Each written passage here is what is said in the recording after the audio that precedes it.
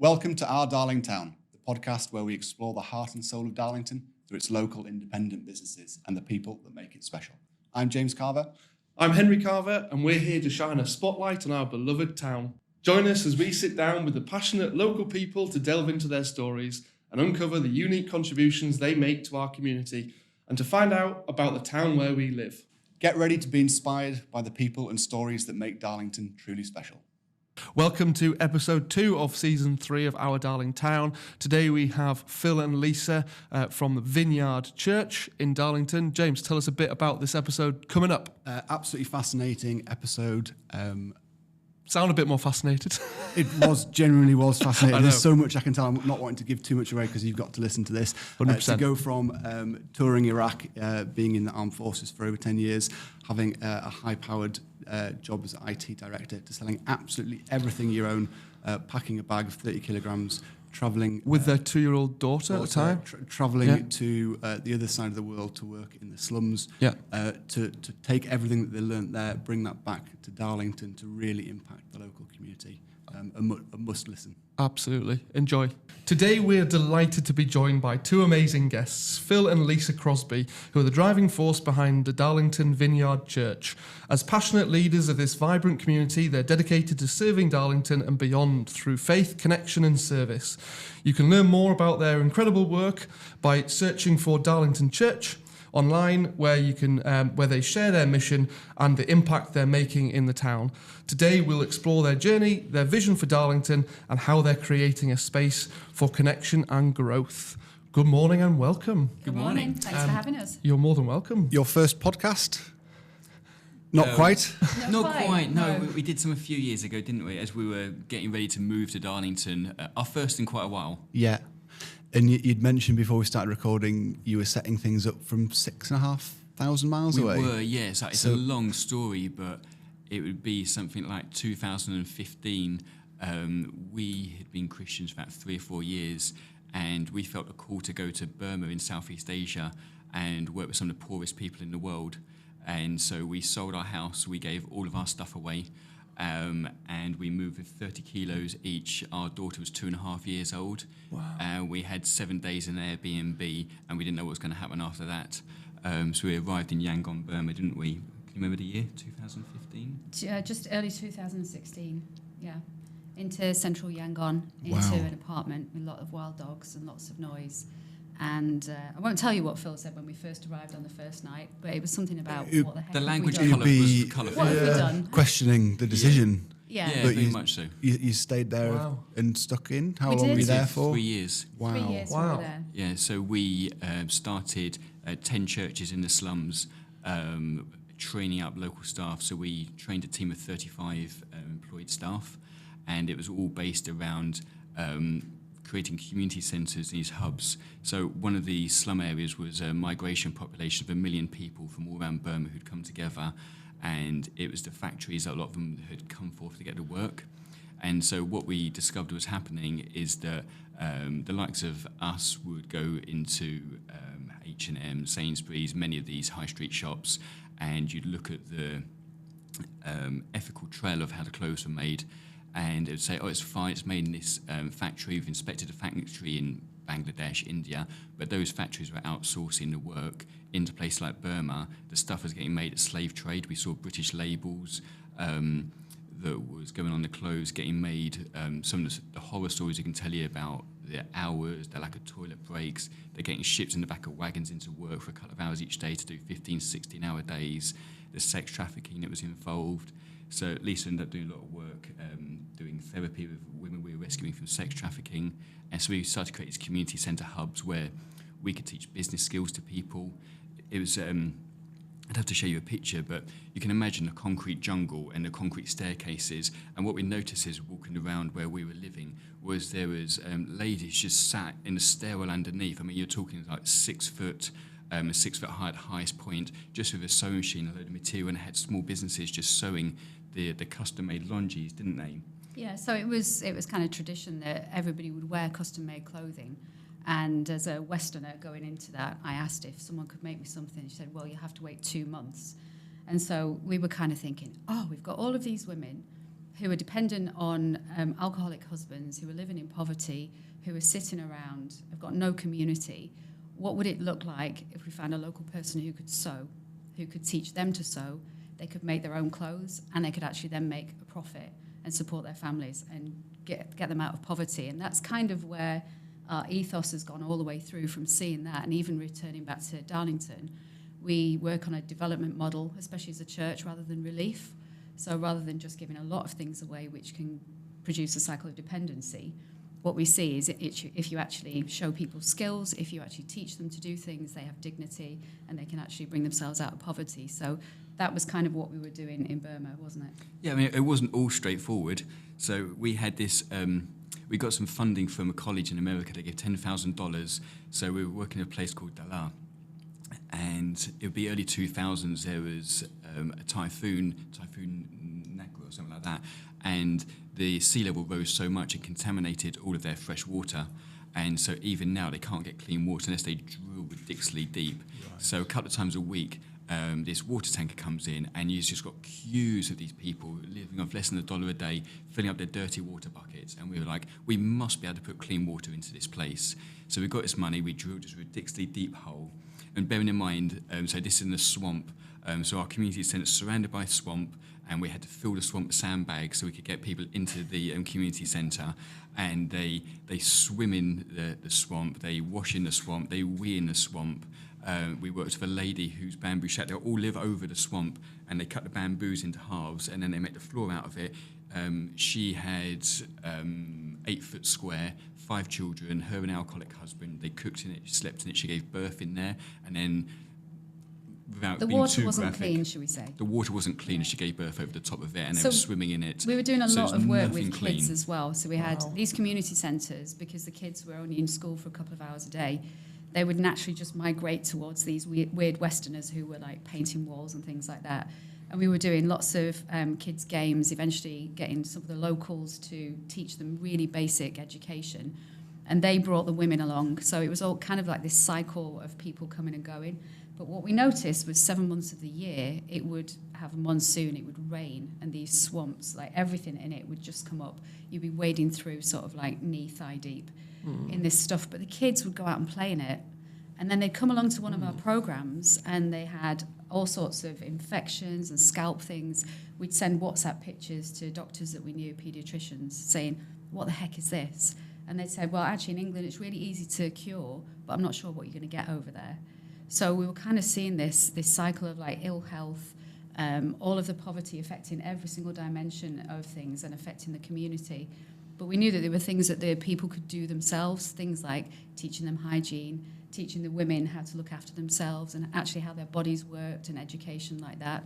So it was all very, very organic over the 3 years, but we started to then take this model and populate it around the 10 different community centres to just kind of like improve health and give people an idea that they could do something themselves to get themselves out of the situation to a certain extent. I think one of the things that really surprised us is that the country had been shut down for 50 years under military dictatorship. And so we arrived, I think, 3 years after it started to open back up again. And so some of the stories of when it first opened up, and literally people had never seen a white face for 50 years. We still went to places where we were the first white faces they'd seen, and we were really quite a novelty, weren't we? And so the healthcare had been stuck in 1950.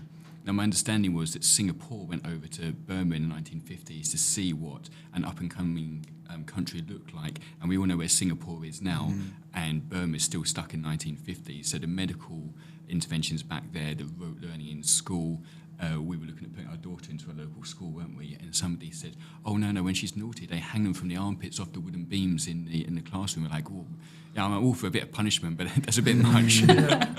and so everything is so very, very a long way from where we are. And so even like when you watch some of the early series of something like Called a Midwife, it reminds me of some of the hospitals out there, some of the medical intervention that we were seeing put in. And the reason I was saying it was because I was thinking about some of the menstrual health education that it was non-existent. It was actually taboo. We discovered quite early on that the culture was really quite overt in that a woman wasn't allowed to stand in a doorway because she would eliminate the man's glory if she stood in the doorway. there were certain times you couldn't wash your hair, you couldn't eat sour foods. There was all this like weird thing around, I think mainly Buddhist beliefs, but it was actually a patriarchal system as well. So the women were really quite downtrodden. And we struggled because we made many Burmese friends. And one lady who used to come and help us in our house and translation and shopping, she would always bow in the doorway to me, and I used to have to physically pick her up by the shoulders and sort of say, you don't have to do that. Yeah.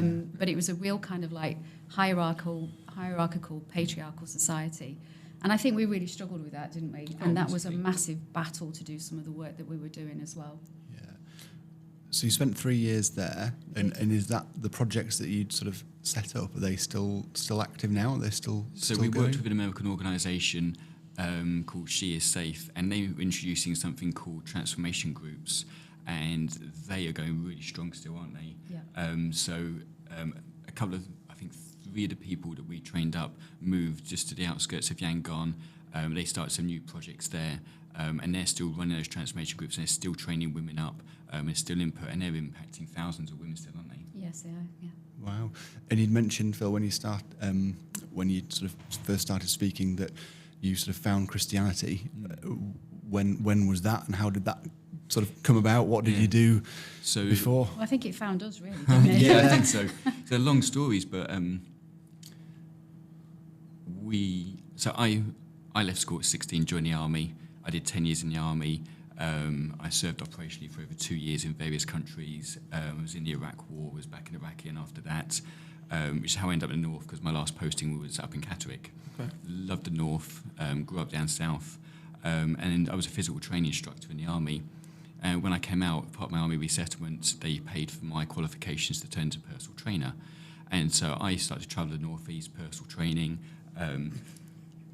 Lisa employed me as a personal trainer. Such a good thing. Brilliant. He called me a bored housewife. I was actually a successful career woman, but he calls me the bored housewife. Share your background. Oh, well, I went through university and did a master's. I actually just kind of wanted to move away from my background in North Manchester. So university was my way out. And then I ended up in London working for Glaxo Wellcome, which became GlaxoSmithKline. And I was in that career for 15 years. And I used to engage in London life somewhat. Yeah. And decided that it probably wasn't very healthy for me. So I moved up north to one of the sites up north.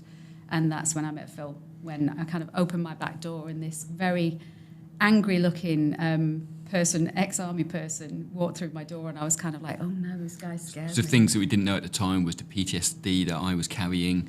I was quite an angry person.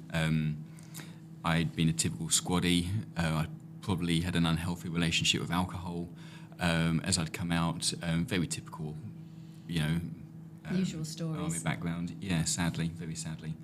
And so we got together and we moved into this beautiful little village in Teesdale called Ronald Kirk. It's an old converted butcher's shop. We spent 6 months there living life. I had a business on the go at the same time. You were travelling up and down to London, into the States with your job a lot. And my brother was going to a church in Leicester, and it was the christening of my niece, who'd only be a few months old, so this is the end of 2009. Yes. And so we went down to this church, and you know what it's like, oh, for goodness sake. 1, I really don't want to travel down to Leicester on a Sunday. 2, I really don't want to go to church. And 3, I've got to go and see family. Ticking all the boxes. Yeah. Triple whammy. I'm sure they won't hear this at all. No offence.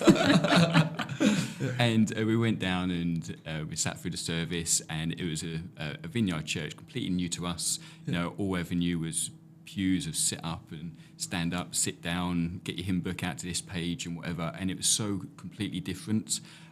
It was upbeat. There was a band. There was electric guitars. There was drums on the go. The guy at the front was really casually dressed. There was free donuts and good coffee, not instant coffee, but it was good coffee when you walked in. And we're coffee snobs, aren't we? So it was always nice to be greeted, and everything was free.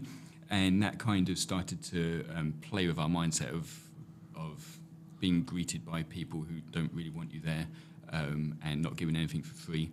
And we sat there and we just had this incredible emotional moment at some point, and this guy was preaching. No idea what he said. No, we keep saying this, we Absolutely have no idea no what he's idea. talking about. Yeah. But we both ended up in tears. And bearing in mind, this is like the PTSD army guy who doesn't show emotion. And I kind of burst into tears. And then I look at him and he's crying and he's like, snot coming out. I'm like, what's wrong with you? He's like, I don't know, what's wrong with you?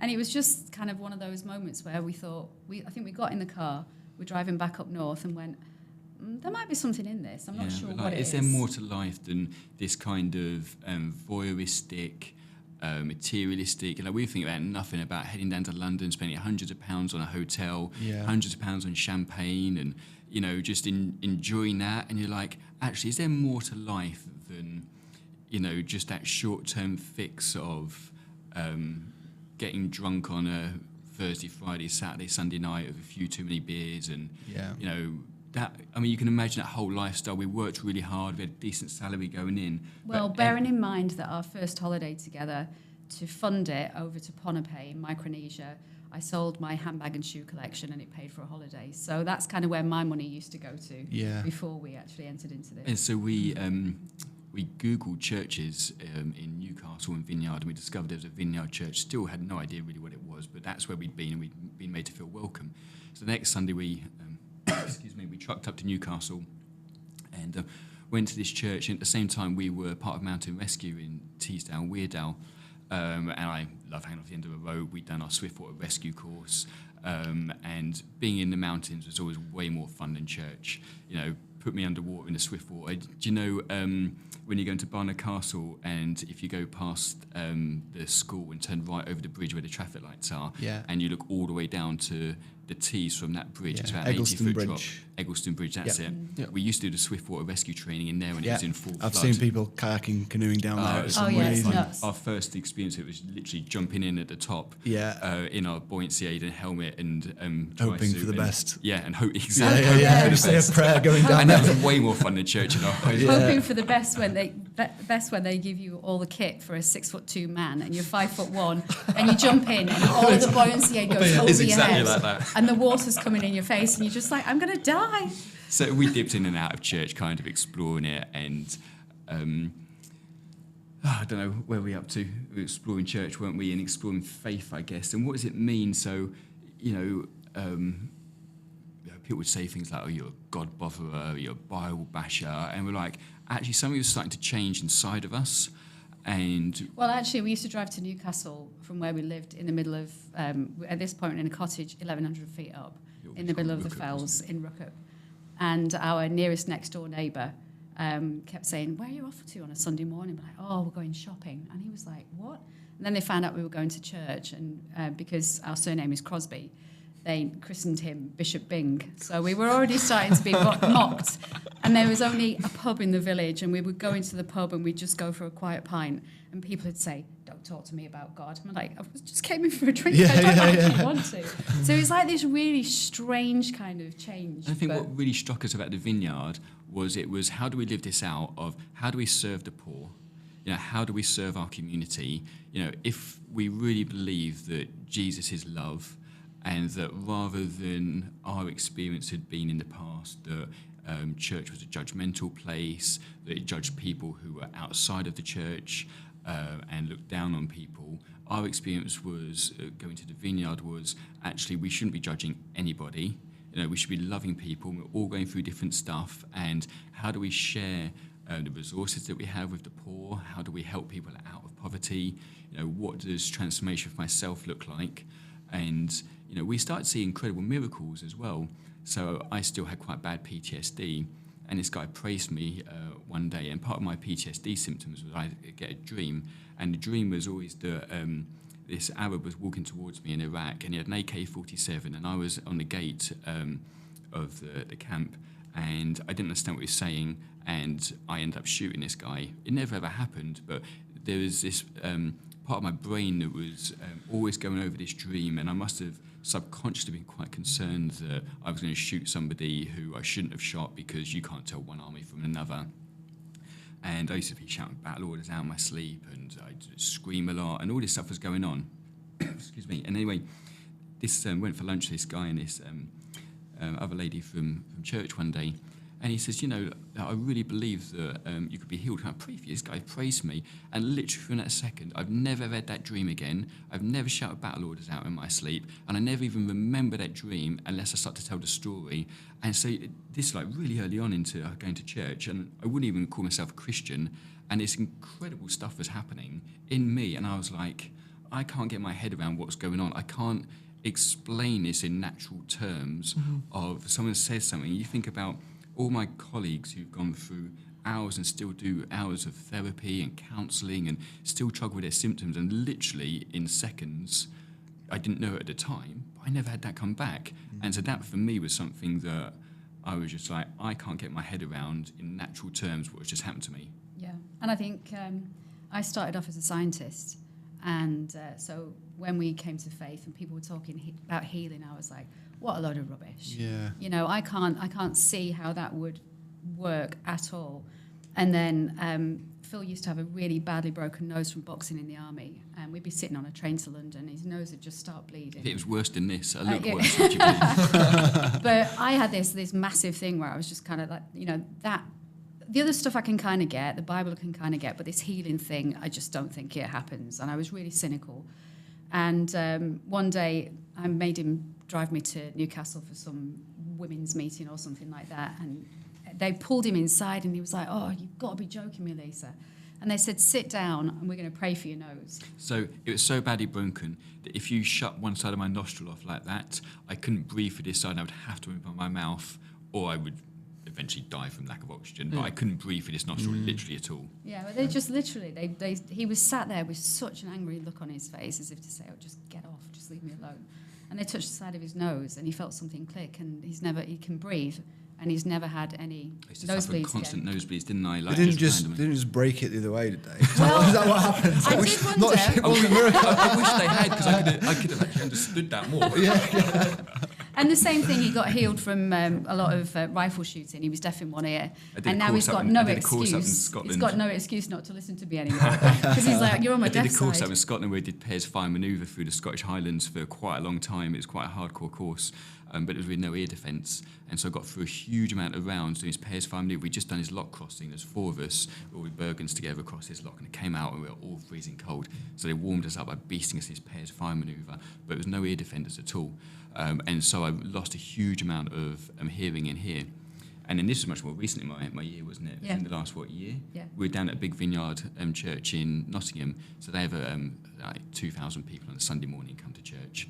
They've got custom-built warehouses. They've got one for the children's ministry, one for the youth ministry, another one for all the work they do where they serve the poor in Nottingham. And then they've got a custom-built black box warehouse with all the lights and the sound. And it's a huge multi-million-pound setup. It's incredible. And we were down there, weren't we? And this lady just said from the front, she said, I think God wants to heal people who've got hearing problems. Stand up. So I stood up in front. There was like 1,500 people in the room. After I'd pointed you out, you stood up. I couldn't hear.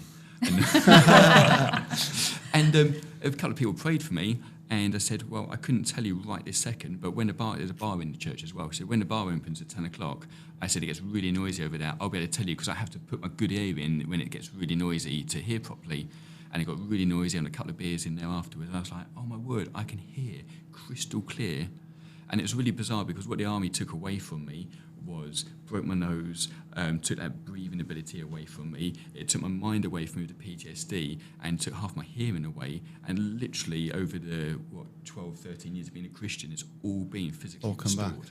Yeah. Wow. 100%. That's incredible. Yeah. Isn't it? Yeah. And so, a lot of our stuff is that, so we talk about in the Vineyard planting churches. So you take the healthy bit of something, like you would in your garden, and you go and plant it somewhere else and it grows. This is how we talk about churches. We take a healthy bit of another church, we take it to another town or city, and we create another environment for people to come to.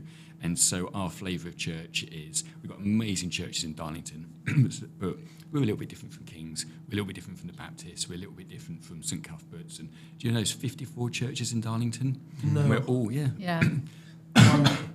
excuse me, and we'll all have a little bit different flavour. We all believe very much the same thing, but how we live it out can just be a little bit different. Well, we're all parts of the jigsaw puzzle, aren't we? So there's like this bigger picture of what it would look like for Darlington to thrive, for people to come out of like addictions and poverty and build up communities again. Because I think for us, what we've seen is if you can create community come up with their own solutions. And I think, we've seen so many projects that people come in, they put huge funding in, and then people align to that project and the funding gets pulled, and then it all falls away and nothing changes.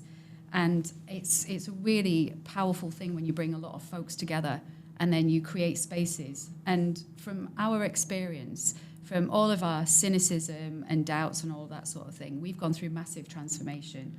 I've gone through transformation from my past as well, a lot of healing and things like that from previous relationships. And that's all we want for other people. Yeah. So our philosophy on life is kind of like you open the doors and you say, come in, like what's going on? How can we help?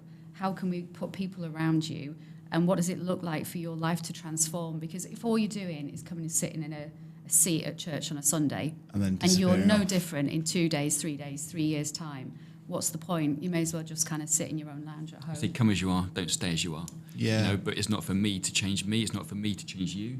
It's for Jesus to change us when we allow him to do it. And it's our experience. And this is what we want, is that what we've seen, the transformation ourselves from being a nasty, drunk squaddy, with all my suffering, to suddenly being a husband who cares a bit about my wife. We've got an amazing daughter.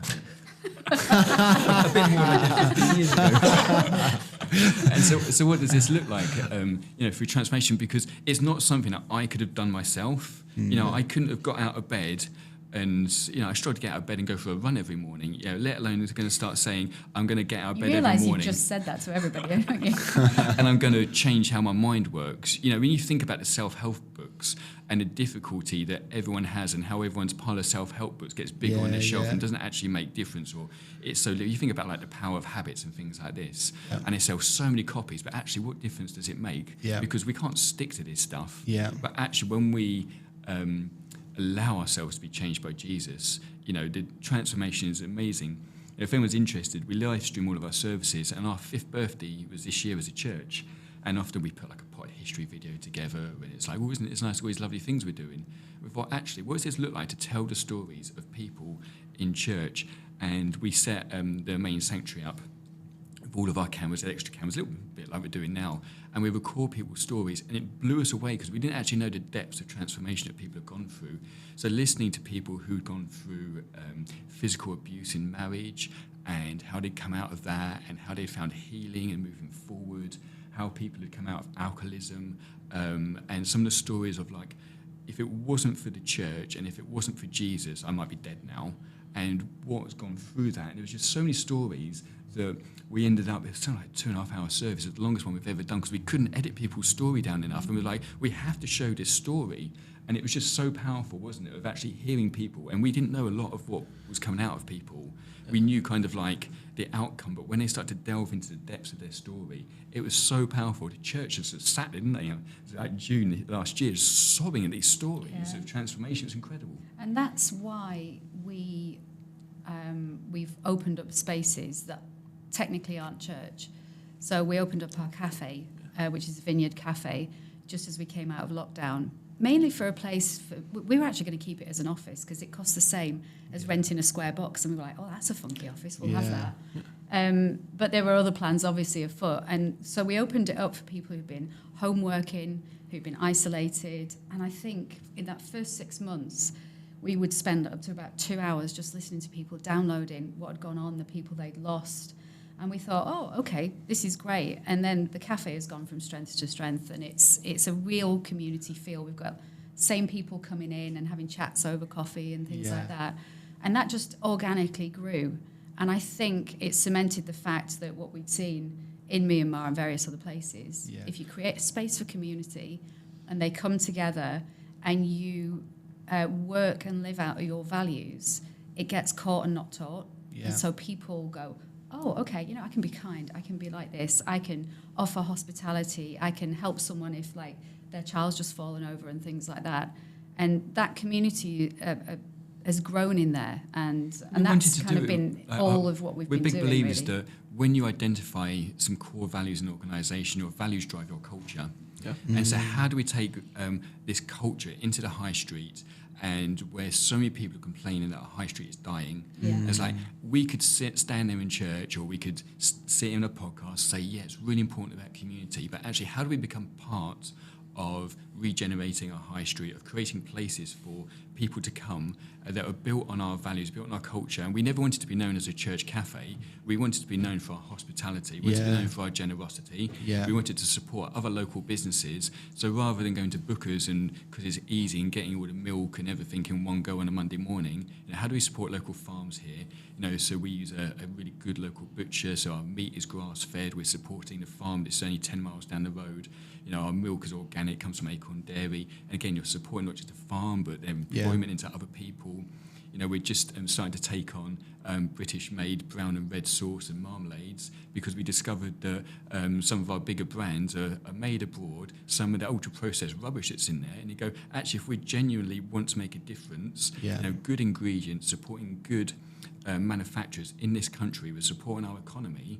And so actually it's not just Vineyard Cafe on Post House Wind, it's actually multiple knock-on effects, doing our small bit, and if there's other small places doing the same, we all have an impact on our economy, we all create jobs for more people. So it's not just, here's the church doing a nice thing, it's way bigger than just us wanting to do something with an end user, which of course is important, but the vision is much bigger than that. That ethos works amazingly, because I pop in, I walk from one of our offices on a Monday morning to another office, and I pop in for a coffee at probably about 9:30 on a Monday morning, and it is always heaving, which is a brilliant sign. And some people won't know it, but our coffee, we teamed up with a roaster who started a church in Cardiff, so he's a church planter as well, and he didn't go out looking for it, but this massive issue with sex trafficking in Cardiff. And they started rescuing people off the streets from Cardiff who were being trafficked. And as part of their therapy, they started a coffee roastery. And so all of our coffee comes from this coffee roastery in Cardiff. And he's gone to South America. He's brought the farmers over, and so he's shown them what he's doing. He's been and looked at the ethical lines over there. And so again, you look at the slave trade and how much of our coffee comes through the slave trade, and what we saw in Myanmar through different bits of the slave trade. It's like, how can we have our coffee that's every time someone in Darlington buys a coffee, whether they know it or not, we're impacting someone's life who's been trafficked Europe into Cardiff. And the interesting thing is that what we did in Burma by training up women and creating spaces where they could get themselves out of poverty or get themselves a job or things like that, we're starting to see that in the cafe as well. So we've had people who've been refugees, or they've had remain to leave, and they've come in and we've trained them up into being able to be a barista, and then they've gone off and got coffee shop jobs. We have some folks who come in who have disabilities, and so they actually just get the ability to be amongst people and get the feeling of what it looks like to work. And so we're actually going to expand this into doing a whole curriculum so that we can have more people come through. And so, it's kind of like, do they show up on time? Can they handle money? Are they trustworthy? They get a CV. So whereas most of the time people who have not been able to be employed will go and work in a charity shop or something, and that's just kind of a cycle. What we're doing is we're trying to develop people, so we actually give them a CV at the end to say, actually, I am worth more than being used as free labour. And it's not, you come into Vineyard Cafe, you get work experience, come to church on a Sunday. No. It's no, actually, if we truly believe that we love our community, this is no holds barred. Or if you come in, and if we never see you again, but we help you up in life, great, our work's done. If you want to ask questions around faith, if you want to come on Sunday, you're very, very welcome. But it's never a transactional thing with our community. And that's the same we've opened up an arts and crafts space in the big building, which used to be Bongate Methodist Church. Tell the story about how pre that. So we kind of grew out of our cafe. We were running something called Baby Basics, which was providing free baby items to a network of midwives, Low Newton Prison and such like, through a referral system, because it was upstairs in the cafe in a small room. And then we grew out of that, needed a space. We tried to buy Bongate Methodist Church with a partner organisation who was looking to fund it. It fell through, so there was a shop 2 doors down that was to let by you guys from the cafe, and it was adjoined by the backyard. And we were like, it would be great. We could just take it all out the back and move it in there. But how are we going to pay the rent? So we looked around Darlington and thought, there's loads of charity shops, loads of vape shops. Obviously, we wouldn't set up a vape shop. But we could do something that's like slightly more improved than that. So we set up a vintage shop which was there basically to reuse, rework and restore things. So that was the ethos of what we'd seen in Burma about all the fast fashion. So that was working with our ethos and our values, and then that funded Baby Basics, which was in that building. And then we grew out of that and got Bongate Methodist Church. And in the meantime, we'd set up an arts and crafts studio upstairs from the vintage shop. And we were working with social services, with care leavers who had mental health issues, doing arts and crafts courses with them, and they'd go through that and then graduate from that. But it was actually quite small. It was quite inaccessible. So we've now moved that into Bongate Methodist Church building, which is we call Salt Yard, Darlington Vineyard Salt Yard. Yeah. And it's a massive room at the front, room 9, giving a bit of a nod to the rail industry. It's got like that kind of vibe to it. And it's open on a Friday morning for anyone to come in, and we're about to start more courses in there. So what we really think about our properties is that they're not ours.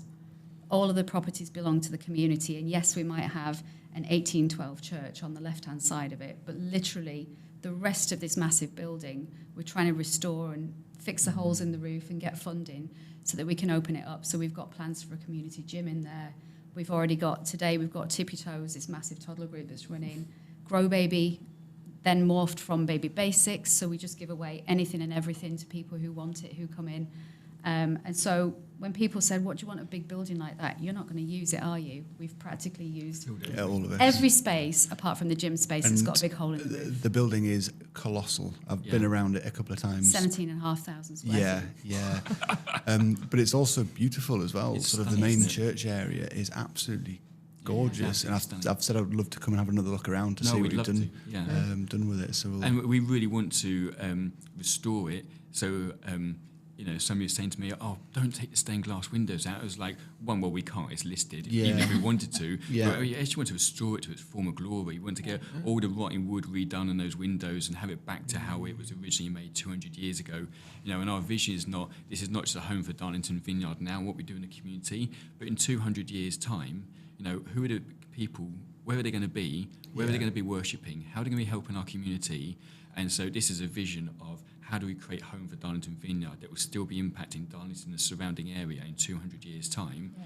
But if we can't make that now and we can't put our roots down and go through the hardship of pioneering these projects in the church. So many sleepless nights. So many sleepless nights. Honestly, I know when he's doing the finances, because literally he has these 3 days in the month where I'm just... Mel PMT. Yeah, literally, it's terrible. I'm like, you've been looking at the books again, haven't you? But it's worth it. You can't be a church who, like I say, we don't own the building. We lease it from this partner organisation. But you can't have this massive building and just say, well, that's just for us. No. It's there for the whole community. It used to be there. It was built for the community. So that's kind of what we're trying to restore. It'd be expensive to run and to upkeep hugely.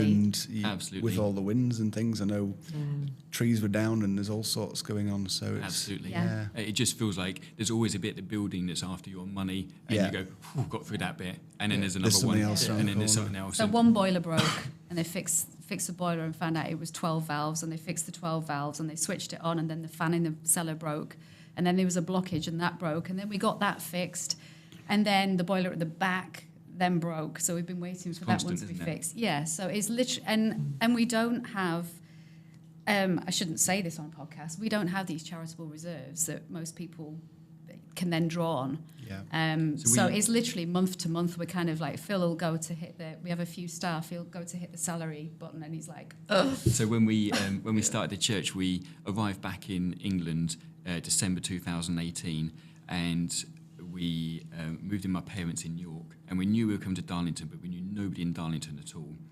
And so it was December the 18th, we said, let's get Christmas out of the way, and then we'll think about, we had no money, literally no money, and we came back with 30 kilo each, and that's all we owned in the world, apart from a box of sentimentals. We ended up with £400, but I don't know where we got it from. No, well, we saved a little bit, but we gave all our stuff away in Myanmar to our We got into January, and as we arrived back, one of my parents' neighbours gave us a car, and then somebody came to us and said... Oh, that car, honestly. It was like a Hyundai Getz. I don't know what your car knowledge is like, but I think it was good. It was good for my humility, let's just say that. It was like a shopping trolley on wheels. He was driving it around. I can't believe I'm driving this 1 litre automatic. Like, well... Could only just get us in, couldn't it? Yeah. So then somebody came to us and said, look, we really see what you guys are doing in Darlington already. Haven't even got there. Here's £20,000 as a deposit on a house. but we couldn't get a mortgage because we've always lived by faith for like 5 or 6 years of just trusting that God would look after us, and we never ever ran out of money in that time, and people always give us money at the right time, and then it happened again with 20,000. But so we walked into Nationwide, who we banked with, and got laughed back out the door because we didn't have a single PAYE statement for years and years and years. Yeah. But we had 20 grand in the bank suddenly, but they wouldn't touch us. Yeah. And so we discovered a Christian bank in Nottingham, who the interest rate was a little bit higher, but they took a punt on people coming back from overseas and resettling. Well, you're supposed to be trustworthy, aren't you, really? Supposed to be. Yeah. And we needed a house where we could start the church in our living room. And the only thing that we could find in our budget was £113,000, 3-bedroom, semi-detached on Clifton Road. Yeah. And so we moved into that Easter 2019. And we moved into Darlington. So we went to York Vineyard while we were there. And Jonathan and Nikki, who lead York Vineyard, stood up on Sunday, completely unknown to us, and said, "This is Phil and Lisa. They've just come back from Myanmar. They're off to Darlington Partner Church. They've got absolutely nothing. How can we support them equipping their house?" We took a Luton van around York for a full weekend. We moved into Darlington, 2 trips to York in a Luton van. We doubled up. We had everything we needed. We doubled up on a cooker, a single bed and a dining table. Yeah. And our neighbours came out and said, "Oh, hi, Phil, Lisa. It's going to sound weird, but I don't suppose you know anyone who needs these 3 items. We've moved up here and we've got double of them." And she said, "My friend's literally just run from domestic violence. The council have just housed her and she's short of those 3 items." So she jumps in the van and we drove into Skerne Park, turned up this lady's house, these 3 items, and she was like blown away. And we were just like, again, my language, like, this is God providing and making relationships through all of this. Some people call it coincidence. I think it's something much deeper than all of that in this. And so we started the church on the 1st of June in our living room. With me, you and Elsie, wasn't it? Me, you and Elsie, who was only 5.5. And we had £500 in the bank, and that was it. We had no job, nothing. We went into it full time, and so that was Easter 19. And then over time, the church grew. We went to Sundays in September, and started to meet in the ballroom, the King's Head Hotel. And we started to grow a little bit. And then we went to the pandemic in the March, and we continued to grow against all church stats across the country and the world that everyone was declining. For some reason, we continued to grow through the pandemic. Yeah. But I think that was also down to the fact that we're both into technology, and we understood the benefit of technology. Yeah. And we'd used it. My job used to be an IT director. And Phil's like massively, I just leave it to him now, but we engaged in technology really early on. So the day before the government shut everyone down, we literally had a big panel of paper, and we just mapped everything the church was doing and said, what can be done online and what do we just shelve? And then we literally took everything online, but teaching people who were majorly over the retirement age how to use Zoom without showing us their nose hair was quite interesting for me. Is my camera on? Yeah, literally that. You're on mute. So I think it's our 6th birthday this June as a church. So arriving in Darlington with a 5.5-year-old, 500 quid on Clifton Road, and then seeing the cafe, Hope and Glory, take on the old Bongate Methodist Church. I have to say, when we were looking for a school for Elsie in Burma, and someone said they hold them up by their armpits, we didn't send her there. We actually met somebody on the off chance, once only, who said, "What are you doing with your daughter?" And we said, "Well, we're taking her around the slums." And she was going, "Oh my word, why are you doing that?" And it turned out she was the head of an international school, and she said, as long as you're doing good work, she can have a free place. So she got international school education for 3 years. Right. And we were the only ones that turned up sweaty in a rankety old van amidst all of the really rich Burmese who used to look at us like we were crazy. But yeah, she was well looked after. I just had to say that. So it's been an interesting journey to get into here. Yeah. So if people want to come and visit you, I suppose religion can be polarising for a lot of people, and people can be sceptical, and they might be sceptical about some of the things you've said with coincidence and with 100% intervention. You come across as extremely personable and extremely welcoming. Every time I've spoken to you in the car park, you sort of made me feel very comfortable. So if people wanted to come and find out more, how would you say they did that? We have continued what we experienced at Leicester, and you find across most vineyard churches, of one of our core values is hospitality. 10 o'clock on a Sunday morning, there's always free donuts on the go with good coffee on the go. Again, from Cardiff, and the same guys that's in the cafe, but you get it for free in church. If that's not a draw, I don't know what it is. And then we kick off at 10:30. So there's half an hour when you're very welcome for people to come and chat with us. Yeah. Darlington.church is our website, and people are welcome to get in touch with us. Come and join us for a coffee in the cafe if they want to meet us first. Yeah. People are always welcome to get in touch. We love sitting down and chatting with people, answering questions, about what we're doing in the community, people exploring faith, and, people want to come and argue with me. I'm quite happy to sit down and argue about it, and, I'm very, very open that we all have different views. And again, like we said at the beginning, this is a non-judgmental, if you want to believe something, that's entirely up to you. And I'm never going to force my opinion or my view or my faith on you. But for people who are interested in talking, we're very, very open to sit down, come and sit at the back. Our service is a bit different to what people would expect. We're quite loud as mere defenders for the kids. Yeah. If it gets a bit too loud and kids have got sensitive ears, we do 25 minutes of sung worship all back to back. We generally have kids running riot around the service. It's not one of those places where you sort of go shh, Yeah. or people And feel again, they're embarrassed. welcome. We've It's got a family who come. They've got a non-verbal autistic son. He'll be quite noisy, and I don't think we would be the church if we said if you have to come, you have to be quiet. It's like this is a family, and we all come with different children and our own problems, and everyone is welcome. Yeah. And if your children make noise, it really doesn't bother us at all. Yeah. We have a 5-minute break, and the children go out and go and have some fun for half hour. We have a 25-minute message from the Bible, and there's always a chance at the end of that to be prayed for. And it's simple as that, and there's always more coffee and always more donuts. And after that's that. a Sunday, but that's just a fraction. Yeah. Sunday's only ever a fraction, really. That's just a chance to get together. But there's loads of other places and touch points, including different community spaces. People can come and ask questions. Darlington.church is the website, and people are very welcome to get in touch. Fantastic. Well, thank you both so much. And that was a fantastic and fascinating conversation. I feel like we could have probably talked for another couple of hours quite comfortably. Yeah. I think we'll come for some donuts at some point and continue the conversation. You're very, Brilliant. very welcome. Thank you for having us. Welcome. Thank you. Thank you. Thank you. Cheers.